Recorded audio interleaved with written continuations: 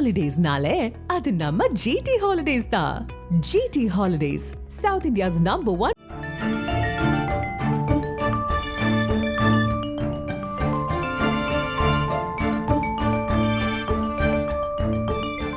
உங்கள் ஜீரண கோளாறுகளுக்கும் வயிற்றெரிச்சலுக்கும் சரியான ஒரு தீர்வு.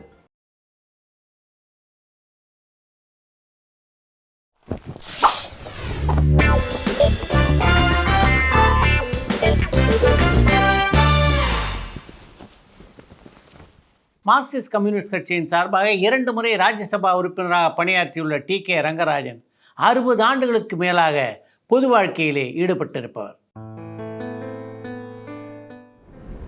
இன்றைய அரசியல் சூழலை பற்றியும் 2026 தேர்தல் களம் எப்படி அமையப் போகிறது என்பதை பற்றியும் தனிப்பட்ட முறையிலே தன்னுடைய கருத்துக்கள் பலவற்றை இந்த நேர்காணலிலே பகிர்ந்து கொண்டிருக்கிறார் டி.கே. ரங்கராஜன்.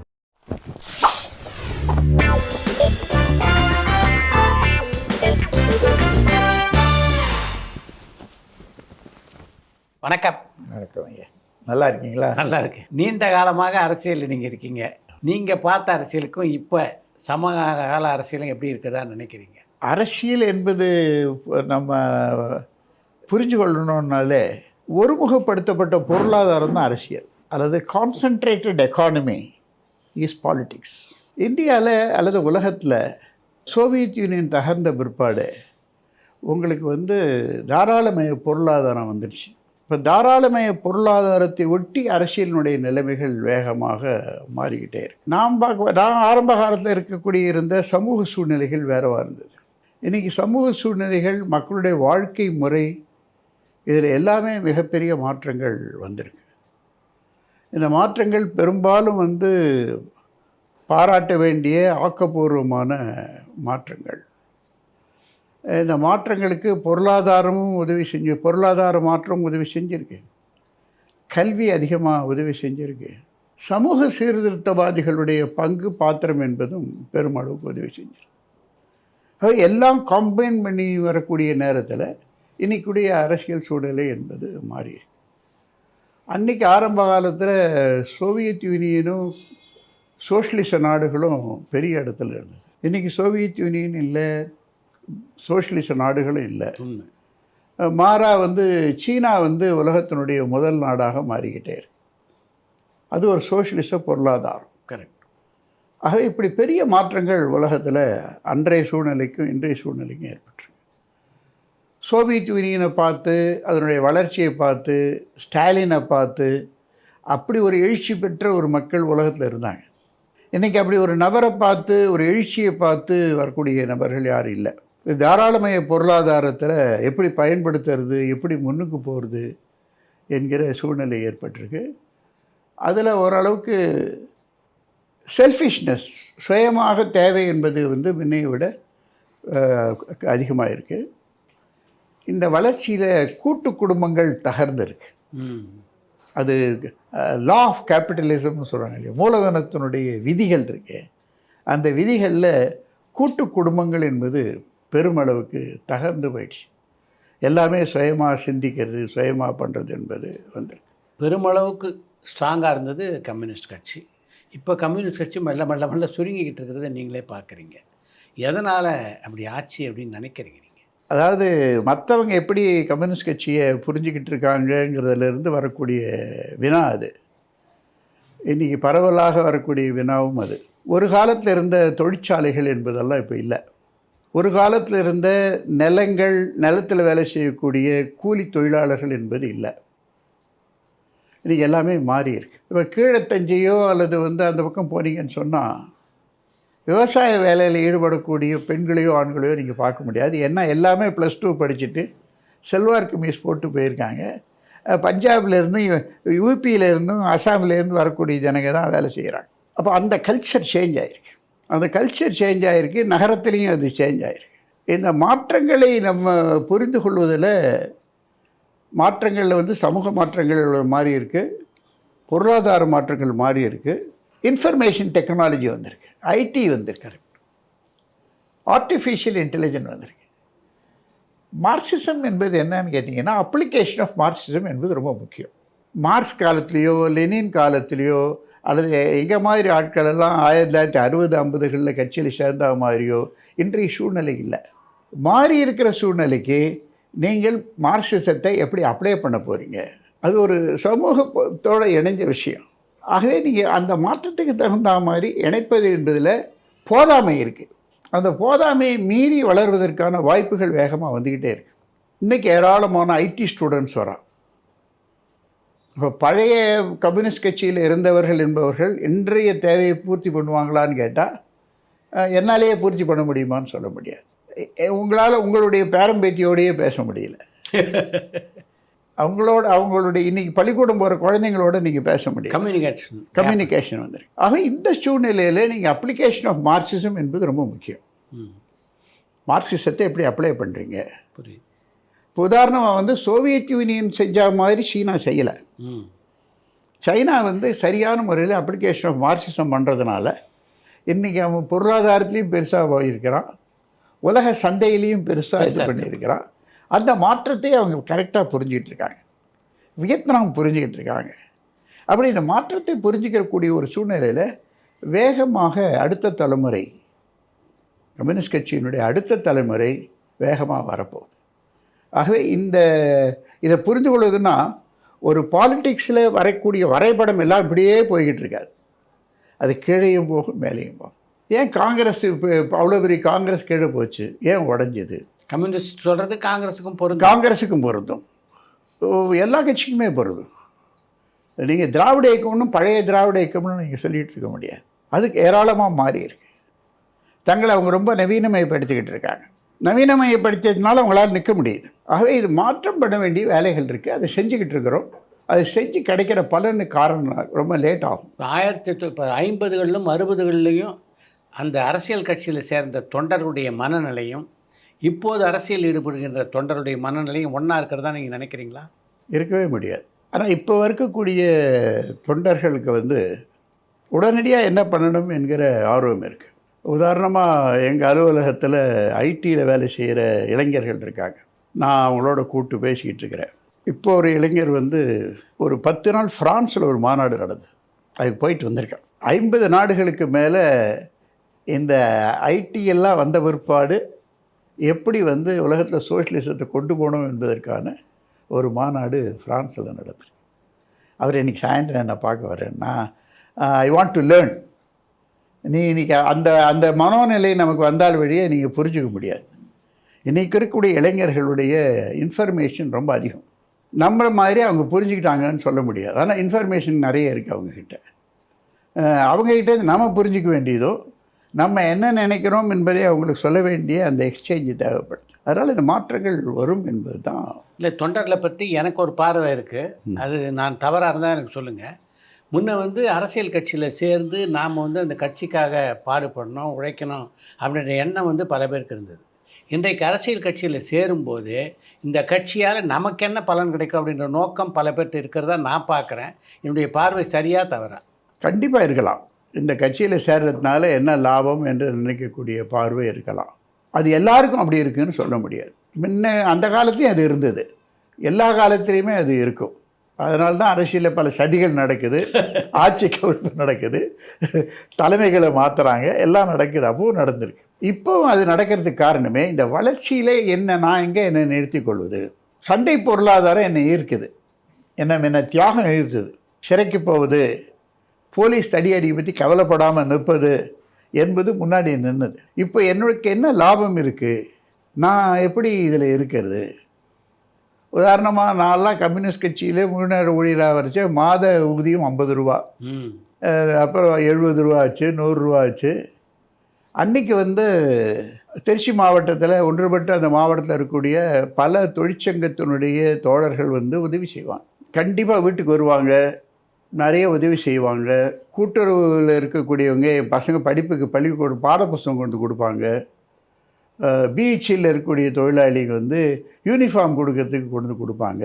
அப்படிப்பட்ட ஒரு பாசமும் பற்றும் அன்றைக்கி அதிகமாக இருந்தது. இன்றைக்கி அப்படி ஒரு சூழ்நிலை இருக்குதுன்னு சொல்ல முடியாது. அதனால் மாற்றங்கள் வருகிற பொழுது அந்த மாற்றத்தோடு தான் இப்போ பார்க்க முடியுமே தவிர, ஏன் அப்படி இருந்தது இப்படி இல்லைன்னு சொல்கிறதுல அந்த ஆய்வு உதவி செய்யாது.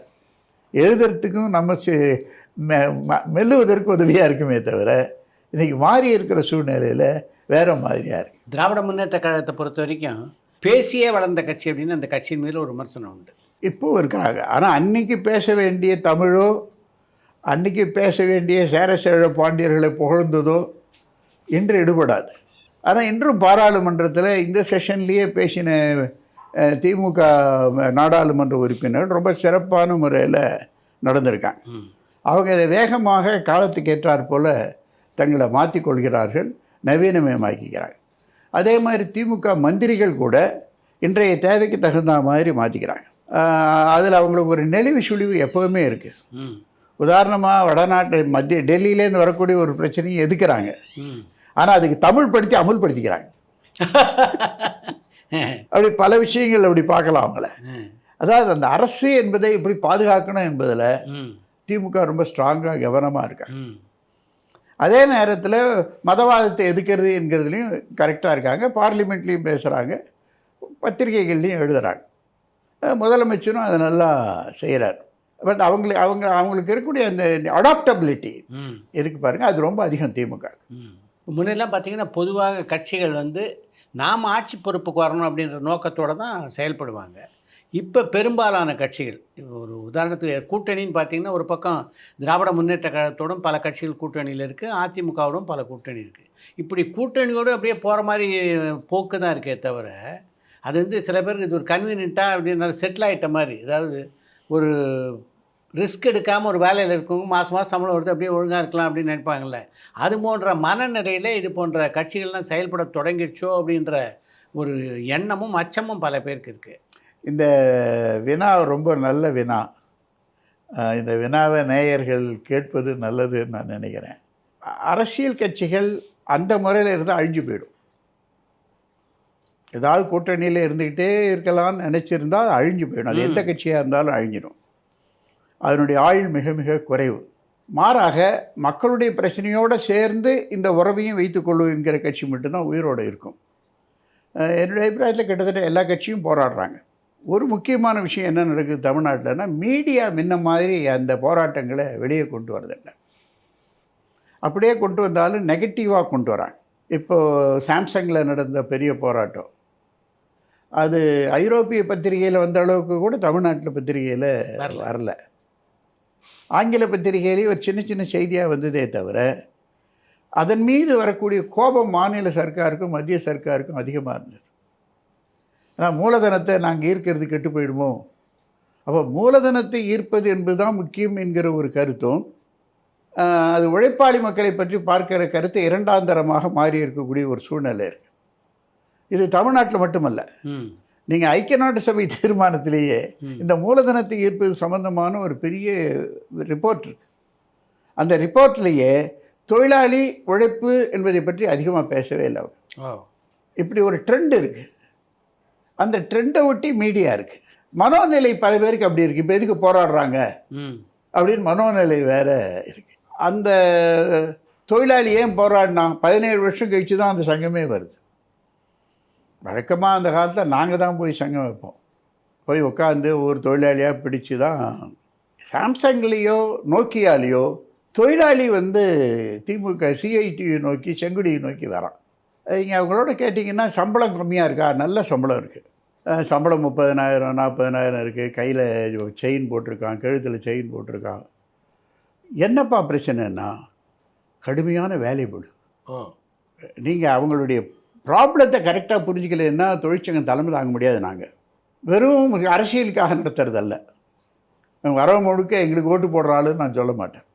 ஆனாலும் அவருடைய பிரச்சனையை தீர்க்க வேண்டிய கடமை இருக்குது. மனிதன் ஒருத்தர் கஷ்டப்படுற நேரத்தில் நீங்கள் காலில் முள்ளு குத்திச்சுன்னா கால் தானே வாய மூட்டுக்க முடியாதுல்ல.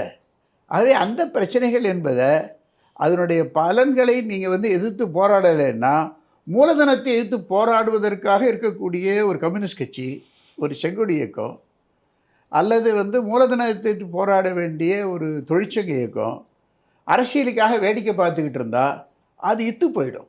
ஆகவே நாங்கள் செஞ்சது கரெக்டாக. அப்படி போராட்டங்கள் வரும், இன்னும் வரக்கூடிய காலத்தில் நிறைய வரும். அப்படி வரதுனால மூலதன வரது நின்று போகும்னு சொல்கிற பிரச்சாரம் சரியல்ல என்பது எங்களுடைய கருத்து. இப்போ ராஜஸ்தான்லேருந்து டால்மியா இங்கே தமிழ்நாட்டில் வந்து சிமெண்ட் ஃபேக்ட்ரி வைக்கிறாருன்னா அது லாபம் எங்கே கிடைக்குமோ அங்கே தான் வரும். லா ஆஃப் கேபிட்டலிசமே மூலதனத்துக்கு எங்கே லாபம் கிடைக்குதோ அங்கே தான் போகுமே தவிர, அது ஏன் இங்கே வருது, ராமநாதபுரத்துக்கு போக மாட்டேங்குது? ஆக மூலதனம் லாபம் கிடைக்கிற இடத்துக்கு போகும். அது தன்னை எதிர்க்கிறவர்களை அழிக்குமே தவிர அது மற்றவங்கள பார்த்து ஓடாது. இப்போ நாம் தமிழர் கட்சியினுடைய ஒருங்கிணைப்பாளரான சீமான் இந்த கூட்டணி கட்சிகளை பார்த்து ஒரு கேள்வி கேட்குறாரு. கூட்டணி தான் சேர போகிறோன்னா உனக்கு எதுக்கு தனியாக ஒரு கட்சி, அந்த கட்சியிலே சேர்ந்து நீ பணியாற்ற வேண்டியது தானே அப்படின்னு. சீமானுக்கு இப்போ பதில் சொல்ல வேண்டிய அவசியம் எனக்கு இருக்கிறதா தெரில.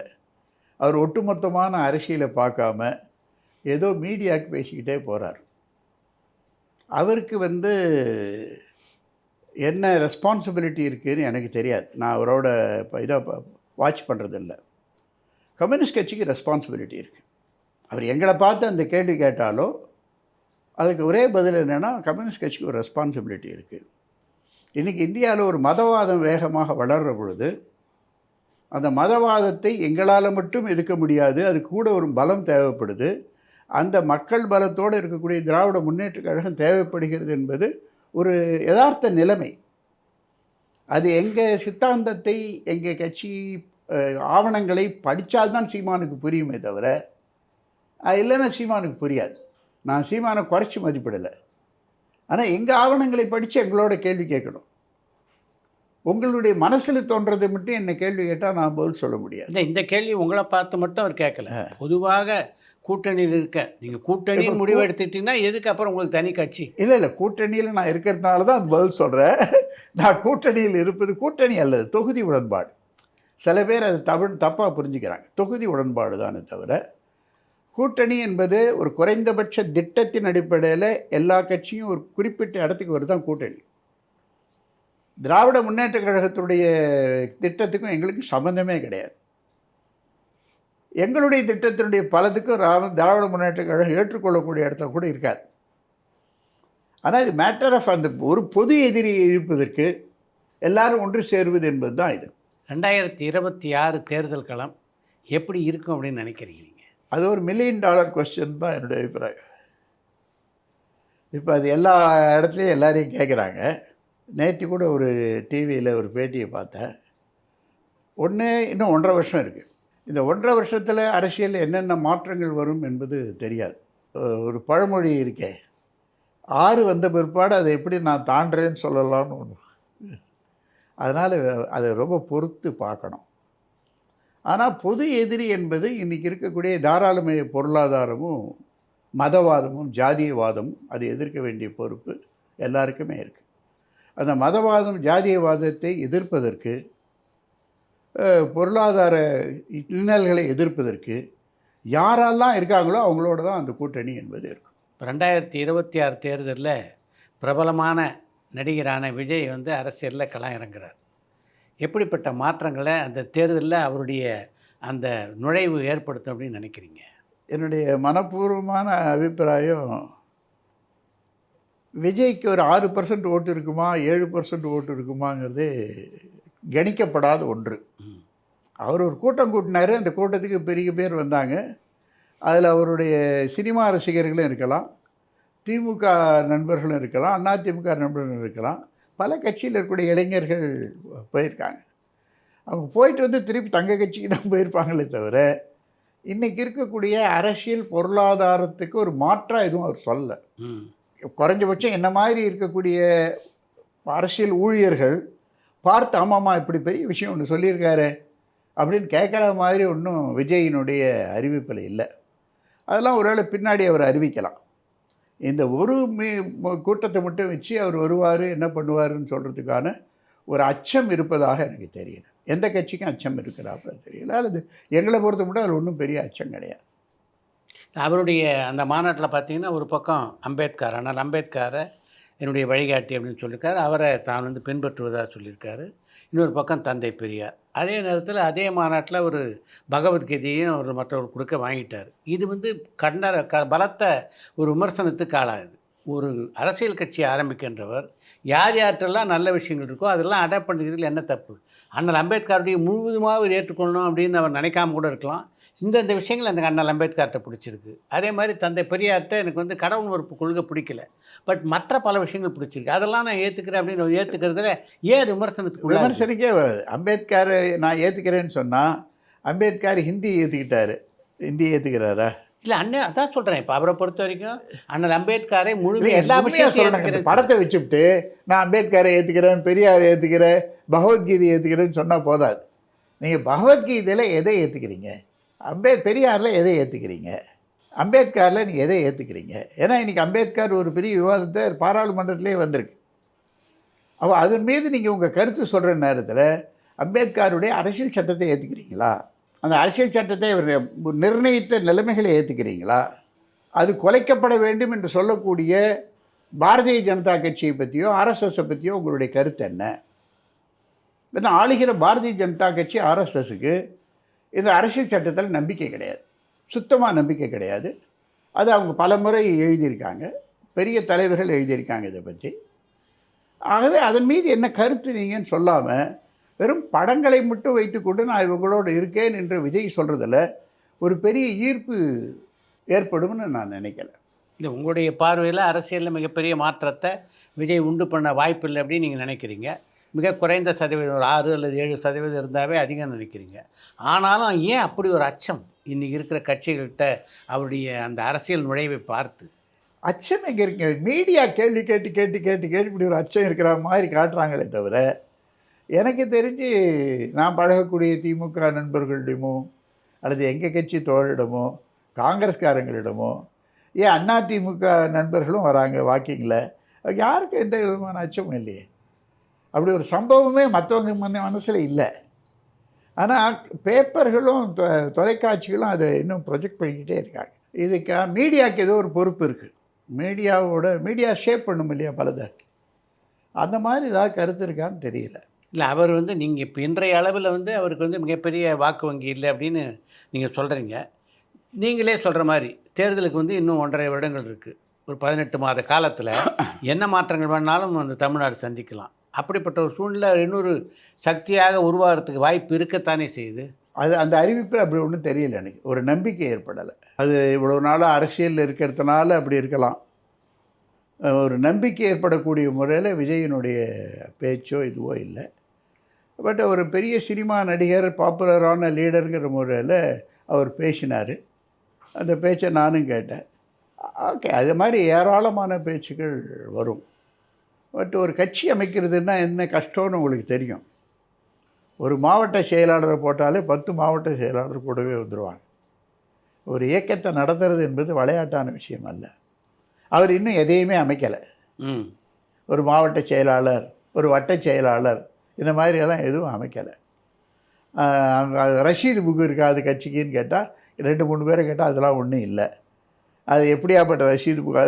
எதுவுமே இல்லாத ஒரு மாநாடு நடத்தி அந்த மாநாடு இவ்வளோ பெரிய விவாத பொருளாக மாறி இருக்கிறது என்பதற்கு மேலே என்னுடைய அபிப்பிராயம் அது வெற்றிடத்தில் நடக்கக்கூடிய விவாதமாக தான் நான் பார்க்குறேன். இப்போ தமிழக அரசியலை பொறுத்த வரைக்கும் சினிமா துறையிலேருந்து பல பேர் இங்கே வந்திருக்காங்க. அவங்கள பற்றியே கொஞ்சம் விமர்சனங்கள் நம்ம எடுத்துக்குவோம். முதல்ல எடுத்துக்கிட்டோம்னா கலைஞர் சினிமா துறையிலேருந்து அரசியலுக்கு வந்தவர் தான்.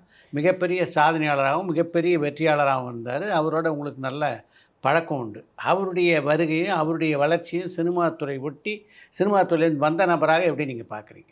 இல்லை, கலைஞர் வந்து திராவிட இயக்கத்திலிருந்து வந்தவர். திராவிட இயக்கத்திலேருந்து வந்து அதனுடைய வளர்ச்சி, அதனுடைய பேச்சு, தமிழக அரசியலை புரிஞ்சு கொண்டது, ஜாதியவாதத்தை புரிந்து கொண்டது, அப்படி பேசி வந்ததில் அவருடைய ப்ரொஃபஷனாக தான் சினிமா வந்ததே தவிர அவர் சினிமாவிலேருந்து அரசியலுக்கு வரல. அவர் பேசிக்காக அரசியல்வாதி என்கிற முறையில் அவர் சத்தியமூர்த்தி அரசியல்வாதி தான். ஆனால் பெரிய நாடக நடிகராகவும் இருந்தார். நீங்கள் சத்தியமூர்த்தி இந்த காலத்தில் யாருக்கும் ஞாபகம் இருக்காது. உண்மைதான். சத்தியமூர்த்திக்கு முதலமைச்சர் கிடைக்காத போகிறது காங்கிரஸ்காரங்க அவரை பற்றி லெட்டர் எழுதி போட்டாங்க.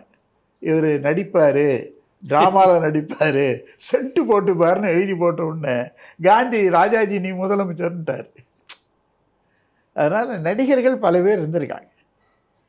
காமராஜ் நடிக்கலைன்னு சொல்லலாமே தவிர காங்கிரஸில் இருந்த பல பேர் நடிகர்களாக இருந்திருக்காங்க. அதனால் அவங்க ப்ரொஃபஷனையும் அரசியலையும் பார்க்கணும். கலைஞர் வந்து ப்ரொஃபஷனலி பாலிட்டிஷியன். அவருக்கு அவருடைய வருமானத்துக்கு அவருடைய திறமைக்கு ஒரு தேவைப்பட்டதே தவிர, அது மந்திரிகுமாரி எழுதி செய்ய அவர் நல்ல பெரிய அரசியல்வாதி ஆகிட்டார். ஆமாம், அவர் தான் மற்றவங்களை கட்சி காங்கிரஸ்கார் எம்ஜிஆரை கொண்டு வந்தாரே தவிர அவருக்கு அந்த ஈர்ப்பு இருந்தது, அரசியல் ஈர்ப்பு இருந்தது. உங்களுடைய அரசியல் பயணத்தில் சினிமாலேருந்து அரசியலுக்கு வந்த பல பேரோட உங்களுக்கு நெருக்கமாக பழக்கம் இருக்குது. முதல்ல கலைஞர் ஒரு பெரிய அறிவுஜீவிங்க தான் அபிப்பிராயம். நீங்கள் வந்து ரொம்ப பெரிய அறிவுஜீவி, எதையும் சீக்கிரமாக புரிந்து கொள்ளக்கூடிய திறமை உள்ளவர். நீங்கள் அவர்கிட்ட போகிற பொழுதே நீங்கள் எதுக்கு வந்திருக்கீங்கிறது அவரால் எடுச்சிட முடியும். கமலஹாசனுடைய அரசியல் வருகையை நீங்கள் எப்படி பார்க்குறீங்க? ரொம்ப நாள் ஆச்சு கமலஹாசனை பார்த்து பேசணும்னு நினச்சிட்டு இருக்கிறேன். இப்போ எப்படியும் 26 அவர் ராஜ்யசபா போகிறாரு. போனால் ஷைன் பண்ணுவார். அவர் நிறைய படிக்கிற டைப் அவங்க. இன்றைய அரசியல் சூழ்நிலையில் ரஜினிகாந்த் அரசியலில் பங்கேற்காமல் போனதே நல்லது அப்படின்னு நினைக்கிறீங்களா? கண்டிப்பாக நினைக்கிறேன். அவருடைய நினைப்பும் அதுதான்.